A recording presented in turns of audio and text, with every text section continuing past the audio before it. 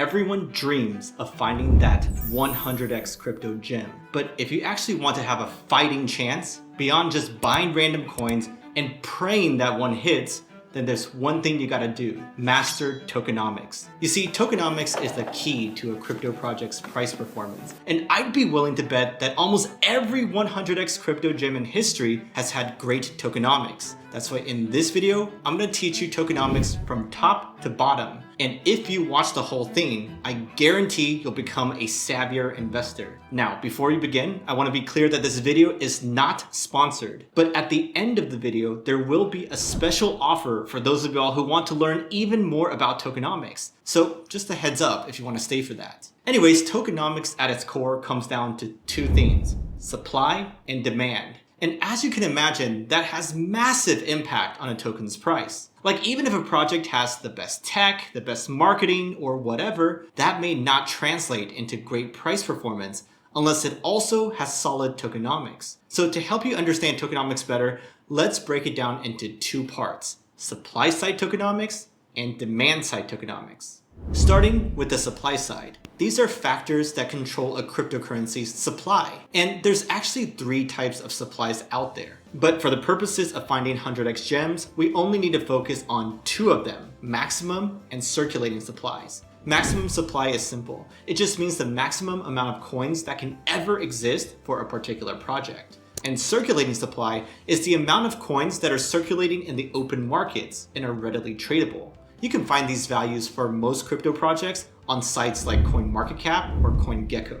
Now, let's take a look at Bitcoin as an example. It has a maximum supply of 21 million, which means there will never be more than 21 million Bitcoins in existence. This is why people call Bitcoin the hardest money ever created, because there's a limit to how much can exist. And it also costs a ton of resources to mine. So no entity, no matter how rich and powerful, can just waltz in and decide to print more Bitcoin to dilute its supply. That's why Bitcoin is one of the most sought after assets in countries with high inflation, like Argentina, Venezuela, and Turkey. But things may get a bit more confusing when we look at projects like Solana. If we look at its supply, you may wonder why it has a circulating supply of over 400 million, but a max supply of infinity. Well, the reason is simple: inflation. Some projects have a constant token inflation, where the supply goes up forever as the network creates more coins to reward miners or validators. I'd say in general, we prefer not to have inflation when it comes to tokenomics, but there are still a lot of inflationary coins that perform quite well. So the rule of thumb is just to make sure that the inflation is not too high.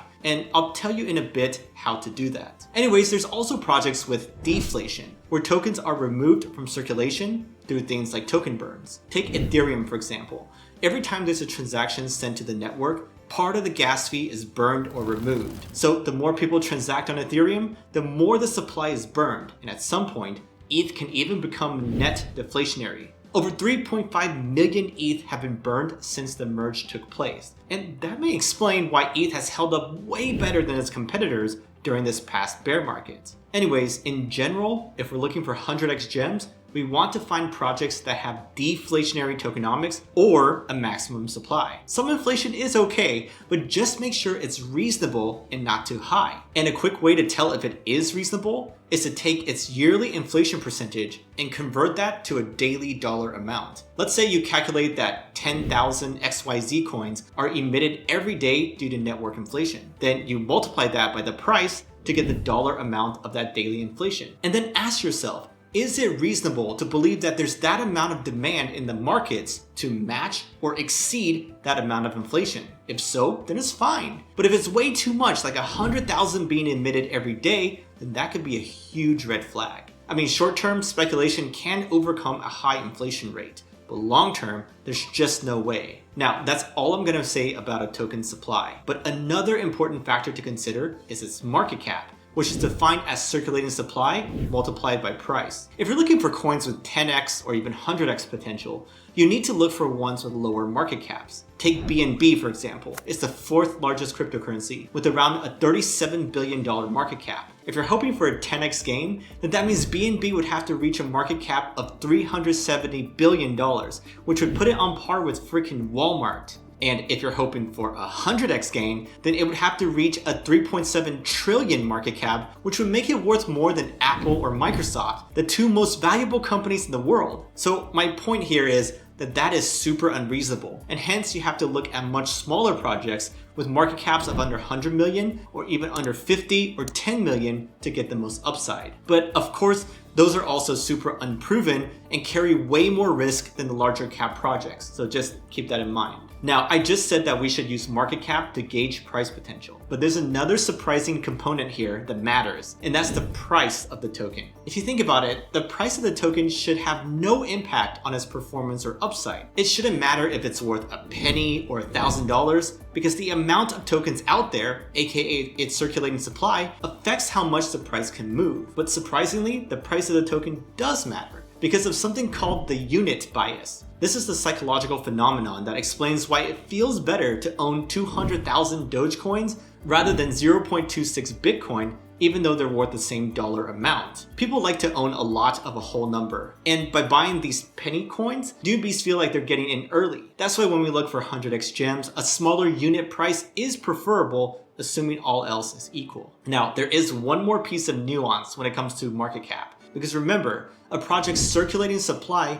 can be quite different from its maximum supply. So while market cap equals circulating supply times price, there's another metric called fully diluted valuation, or FDV, that's equal to max supply times price. This is an important metric because sometimes a project's team may play shady games with their tokenomics to try to trick investors who don't know better. What they'll do is release a small percentage of their tokens into circulation, so their market cap looks reasonable, but their fully diluted valuation is massive, like 10 times larger or more. So you'll have newbies be like, wow, this market cap is so small, I'm getting in early. I like it a lot. But in reality, the fully diluted value is massive already, and most projects will never be able to grow into it. Just think about it.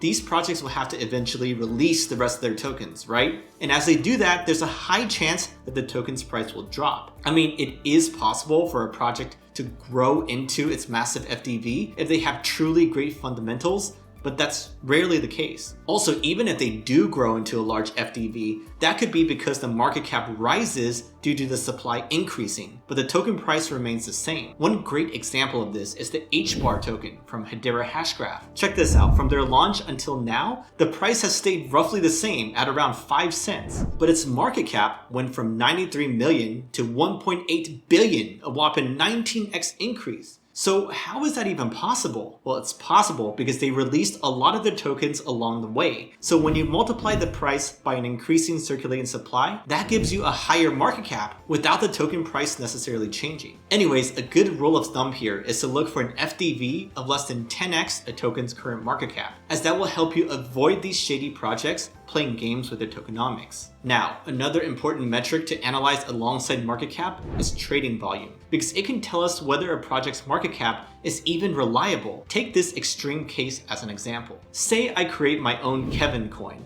with a 1 billion circulating supply. Then I sell one of those coins to my friend for $1. Well, now the market cap of Kevin coin is 1 billion, right? Because 1 billion tokens times the last traded price of $1 equals $1 billion market cap. But that would literally have a trading volume of $1. So the point is, we gotta look for a high volume to market cap ratio to make sure that the market cap number we see is reliable and legit. Anything above a 0.001 for that ratio is decent in my eyes. Now, say that the token you've been researching checks all those boxes so far and doesn't have any of the red flags. Well, it's time to look into its token distribution. We want to make sure that the majority of the supply isn't held by founders or venture capitalists waiting to dump on retail investors. So the first thing to analyze is a token's initial distribution and how the team raised its funding. For this, you can go to a site like CoinGecko and find an initial distribution chart like this. And when it comes to a token's initial distribution, we want it to be as widely spread out as possible. That means more for the community and less for the foundation, the team, or early investors, as those usually consist of only a few distinct entities. Now, when it comes to initial distributions,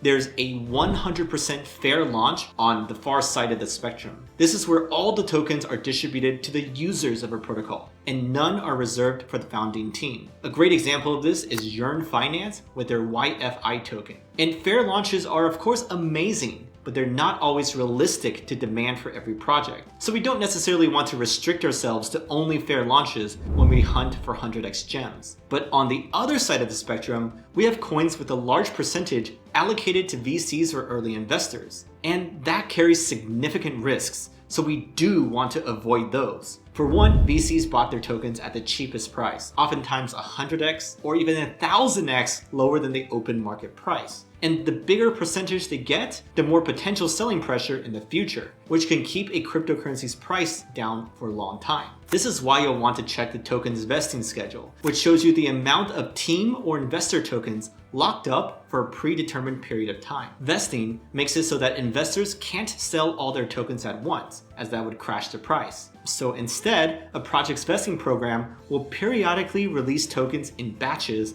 to early investors or team members. But you gotta keep in mind that some tokens have very aggressive vesting schedules, and the release of new tokens usually, but not always, coincides with the price drop. So if you're looking at a token with an upcoming unlock date, it may be smart to wait until after the tokens are released, as you may be able to buy it at a discount. Also, the fact that there are vesting schedules and token unlocks means that we can't only focus on a project's initial distribution, because those tokens could have changed hands, right? So we also have to look at its current distribution too. There are a few great tools for that, by the way, but I like to look at Etherscan, which gives us things like the number of holders and the token holders chart for any ERC20 token. Once again, we want there to be a lot of unique holders, and for the top 100 holders percentage to be low. The lower the better. Anyways, for retail investors like you and I, it's a good rule of thumb to look for tokens that are widely distributed and not dominated by VCs. Ideally, your project's vesting schedule is spread across a longer time frame, and the token unlocks are not that aggressive. Or if they are, you may consider waiting until the bulk of it is unlocked before you enter. Now, that's all for supply-side tokenomics, but that's only half of the picture. In general, we want projects with less supply and more demand to get truly explosive price action. But do you understand what drives demand for a particular crypto coin? Well, this is where you'll need to understand demand-side tokenomics and how that can impact a token's price. So demand-side tokenomics refers to all the parts of a cryptocurrency's design that impacts demand for a token. After all, a project can be engineered to have the best supply-side tokenomics, but if there's no demand, then it's going nowhere. So the primary driver of demand for a token is its utility, plain and simple. This could take a lot of forms, like perhaps you need the token to pay for gas fees on a network. Perhaps you need to hold it to access a particular protocol. Or perhaps you use it to get a discount on trading fees. Whatever it is, you want a coin to have some really strong utility that people genuinely want to use it for. Like if holding some token gives you access to an app, but no one really wants to use that app, then there's going to be little real demand for that token. This is why I'm not a fan of governance tokens, by the way, because governance, or voting on changes to a protocol, is so vague and not even a real utility in my eyes. We've seen so many examples of this where governance is dominated by whales, and the vast majority of token holders don't even bother to vote. So instead, I prefer coins like ETH, which are used for paying gas fees, interacting with dApps,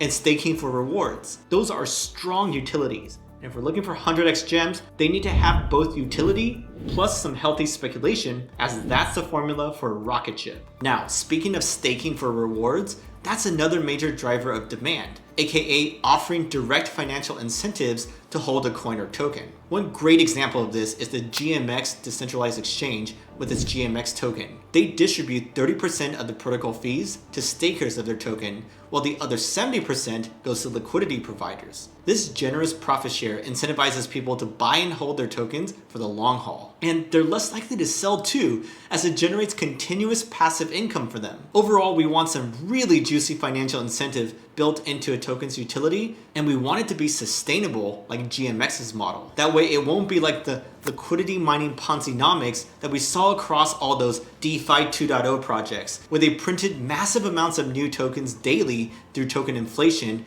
and use that to incentivize their users. Anyways, another part of demand-side tokenomics is the part of a token's initial distribution that's allocated for growth or marketing spend. This is different from these other aspects because it impacts demand a bit more indirectly, but it's still a part of the token's design that impacts demand, because growth initiatives like influencer marketing, community rewards, or airdrops do help generate demand most of the time. Airdrops especially are a great thing to look out for on the demand side tokenomics because everyone loves free money, right? So if we're talking about 100x gems, we do want to look for a healthy allocation into things like growth and marketing spend, as those do help increase demand indirectly. Alright, by now you should see why I consider tokenomics the most important factor to analyze when hunting for a 100x gem. But there are other aspects to consider too, like how's the tech behind the protocol? How are the team's marketing and communication skills? And of course, how energetic and loyal is the community? There's a lot more to consider than just pure tokenomics, and many of them fall under the broader umbrella of fundamental analysis. That's why I wanted to share this special offer with you that I mentioned at the beginning of the video, because I'm working on an exclusive tokenomics and fundamentals analysis course, which I hope will give you immense value. It's going to be cohort based, so that means around 20 to 30 people at a time, and my team and I will be actively mentoring y'all. It's going to be 8 weeks long, so 8 lessons in total,